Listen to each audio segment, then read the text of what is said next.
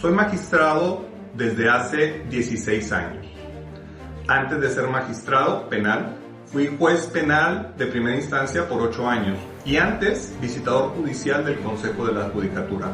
En total tengo 25 años trabajando en el Poder Judicial y con esta reforma que está proponiendo nuestro presidente Andrés Manuel López Obrador y que seguramente va a ser aprobada, es muy probable que yo pierda mi trabajo. Y aún así apoyo la reforma, estoy en favor de la reforma y estoy contento de esta reforma porque ya la vi, ya la analicé, ya la revisé. Y esto es una de las mejores cosas que le pueden pasar a nuestro país porque no se trata de mí, no se trata de qué me conviene o qué me sirve a mí, se trata de qué le conviene y qué le sirve a nuestro país. Un país que está ávido de justicia desde hace muchos años, justicia que no han tenido, sobre todo en materia penal, porque ese es el área de especialidad que yo tengo. 2 de cada 100 delitos son los que se castigan, es decir, el 98% de los delitos quedan impunes y eso es lo que genera mayor delincuencia. Recordemos que es un poder que jamás ha sido cuestionado, es un poder que durante años se manejó debajo de la mesa, en penumbras, a oscuras, sin publicidad, sin que nadie los cuestionara. Hoy en día estamos viviendo nuevos tiempos en este país, en todos los sentidos. ¿Por qué el Poder Judicial no? ¿Por qué el Poder Judicial quiere permanecer en el oscurantismo? ¿Por qué no nombrar a los jueces, magistrados, pero sobre todo a los ministros, que en mi opinión personal son los peores de todos? ¿Por qué no elegirlos con el voto de la gente? La Constitución es muy clara en el artículo 39, dice que el poder emana del pueblo. ¿Por qué no aplica ese artículo 39 para el Poder Judicial? Y otra cosa muy importante, esas falacias que están vendiendo a través de la prensa y a través de otras organizaciones, por decirlo de alguna manera, de que cualquier persona va a poderse inscribir para ser ministro, para ser magistrado, para ser juez, y con base en su popularidad y no en sus conocimientos va a poder llegar a ocupar esos cargos, es una mentira. No es cierto que cualquier persona va a poder llegar a ocupar esos cargos. La propia reforma establece que habrá un proceso de calificación de los candidatos. ¿Y esos filtros en qué van a consistir? En conocimientos técnicos, en honestidad, en honorabilidad. Y una vez que se hayan cumplido con esos, entonces llegarán a la etapa de votación. Es falso que personas sin experiencia, personas sin conocimiento, lleguen a ocupar esos puestos. Pero sobre todo, no perdamos de vista algo que ha venido sucediendo por años en el Poder Judicial Federal y en los poderes judiciales de los estados. No es cierto que todos los que llegan lo hagan por méritos o por carrera judicial. Que dicho sea de paso, la carrera judicial no se va a terminar con la reforma. Los empleados del Poder Judicial, secretarios, actuarios, oficiales judiciales y demás, se les van a respetar todos sus derechos, en ningún momento van a quedar desprotegidos. A quienes se van a cambiar van a ser a los ministros primero, después a los magistrados y posteriormente a los jueces. Y tampoco perdamos de vista que al Poder Judicial Federal se le conoce como el poder familiar de la Federación. El nepotismo y el tráfico de influencias, de amiguismos que hay en esa institución es por todos conocido, no es ninguna novedad. Y durante años se ha sabido que ocupan cargos personas que no tienen experiencia, que no tienen carrera judicial, pero sí tienen padrinos muy importantes.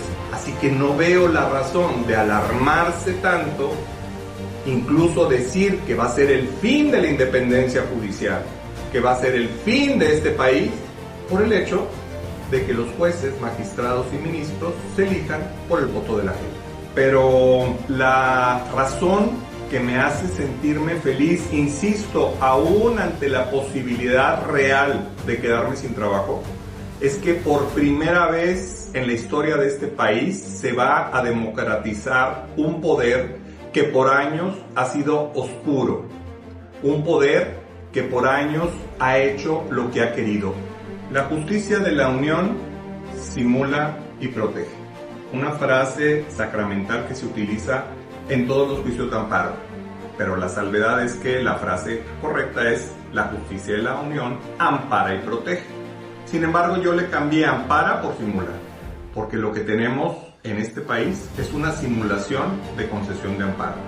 El juicio de amparo es una de las mejores instituciones jurídicas que tiene nuestro país, incluso fue copiado por otros países. Sin embargo, los que los manejan, las personas juzgadoras que manejan o le dan trámite a los juicios de amparo, son los que se han encargado de que estos amparos se conviertan en inútiles, inservibles, amparos que solo se basan en formalismos para provocar la impunidad. Cuando hay impunidad en la comisión de los delitos, eso genera mayor delincuencia, mayor inseguridad y mayor índices delictivos. Aquí les voy a dar números exactos de lo que está sucediendo con los amparos que concede el Poder Judicial de la Federación. Estoy haciendo un resumen de lo acontecido en los años 2020 al 2023, es decir, 4 años de amparos concedidos en su totalidad. Y es importante también que estos son los números de una sala del Tribunal Superior de Justicia.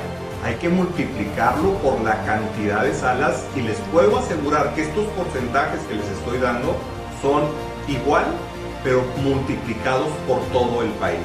De esos amparos que se concedieron por parte del Poder Judicial de la Federación durante 4 años, 105 de ellos fueron la totalidad. ¿Qué significa eso?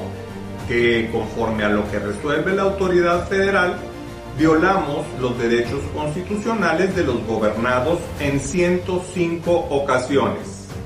Sin embargo, de esos 105, 59, es decir, el 56% de la totalidad, se concedieron amparos por situaciones de formalismo, no de fondo, sino cosas formales.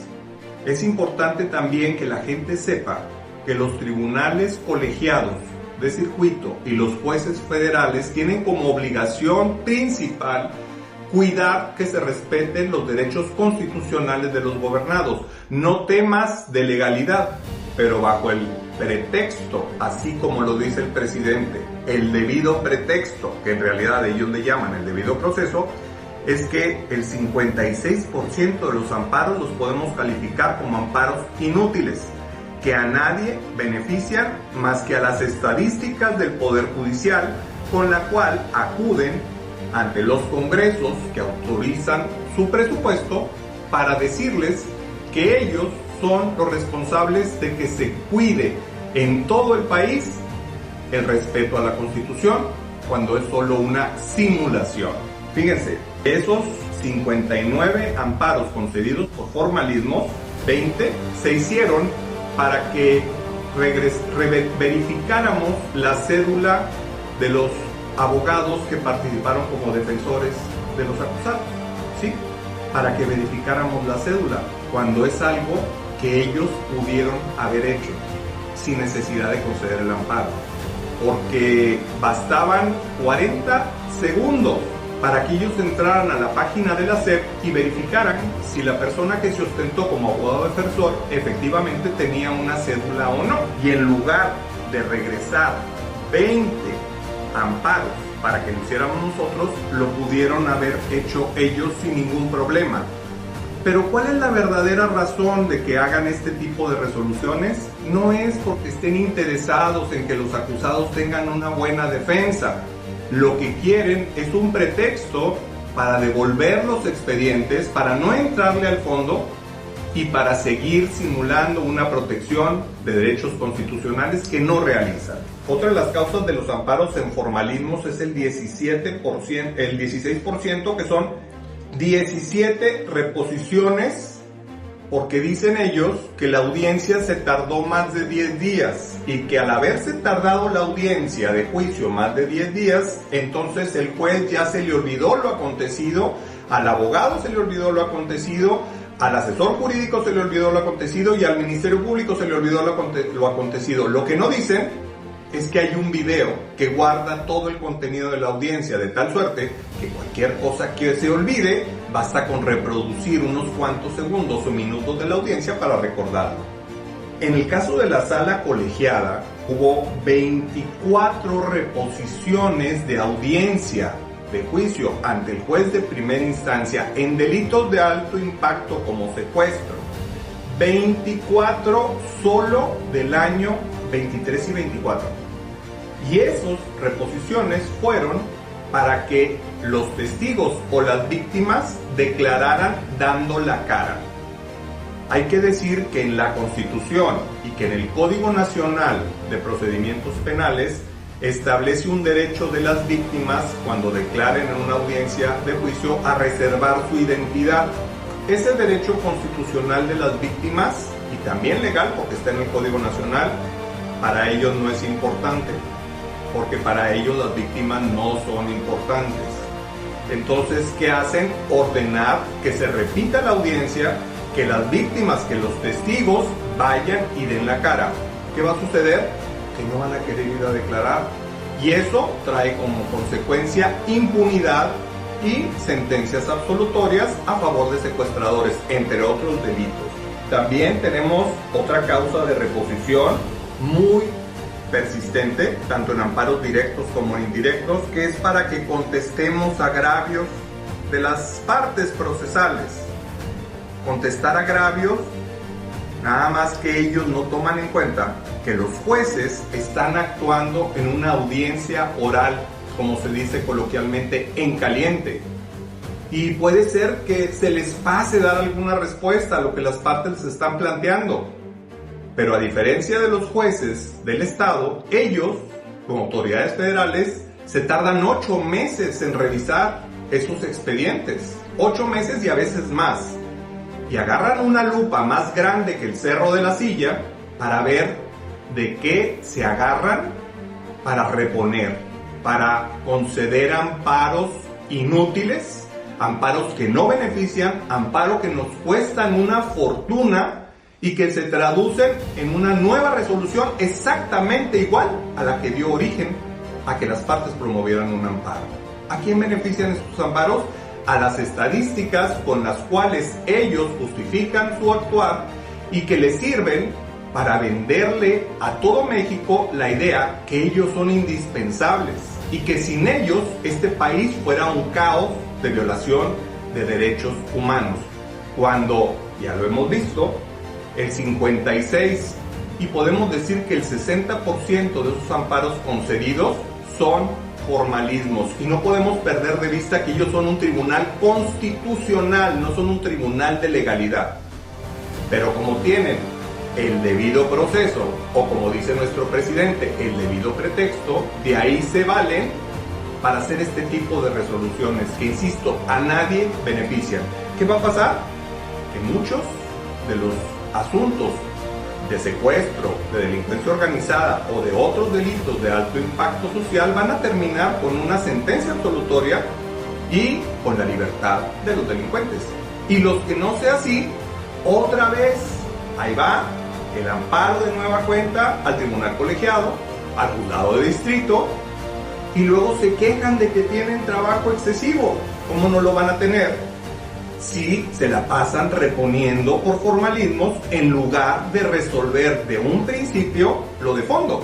Porque solo por citar el caso de los agravios que no se respondieron, ¿no podrían ellos hacer un análisis del agravio y decir: es cierto, la autoridad responsable no contestó el agravio, pero esta autoridad federal se da cuenta y percibe que el agravio no tiene el peso de cambiar el sentido de la resolución y simplemente negar el amparo? O, si encuentran razones de fondo, simplemente que lo concedan. Hubo una reforma a la Constitución y a la nueva ley de amparo que se creó en el año 2012, en la que se estableció que se debía privilegiar las resoluciones de fondo sobre las de forma. Sin embargo, esa parte de la Constitución, esa parte de la ley de amparo, parece que ellos no la ven, no tienen ojos para verla, porque lo que tienen ojos es para ver de qué manera regresan los expedientes sin resolverlos. La Constitución es muy clara en su artículo 17, todos todos los gobernados en este país, tenemos derecho a una justicia pronta, expedita, imparcial. Y ellos no lo cumplen. Ellos, cuya razón de ser y de existir es el respeto a la Constitución, son los primeros que no la cumplen.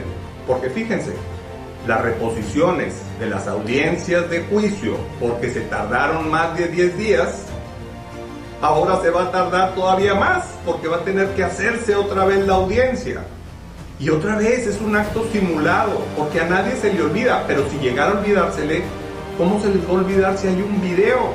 Un video que pueden observar el juez o cualquiera de los sujetos procesales para recordar lo que ya ha sucedido antes de esos 10 días. ¿En qué se traduce esto? En que no es cierto que están interesados en cuidar los derechos constitucionales. Tampoco es cierto que el trabajo de ellos sea indispensable para el funcionamiento de este país. La razón que me hace sentirme feliz, insisto, aún ante la posibilidad real de quedarme sin trabajo, es que por primera vez en la historia de este país se va a democratizar un poder que por años ha sido oscuro, un poder que por años ha hecho lo que ha querido. Y hoy en día me siento feliz de que los titulares de los órganos de justicia federal, y seguramente los estatales también, estén nombrados o designados por quien tiene el poder en este país, que se llama pueblo, aunque a muchos no les guste esa palabra. Gracias.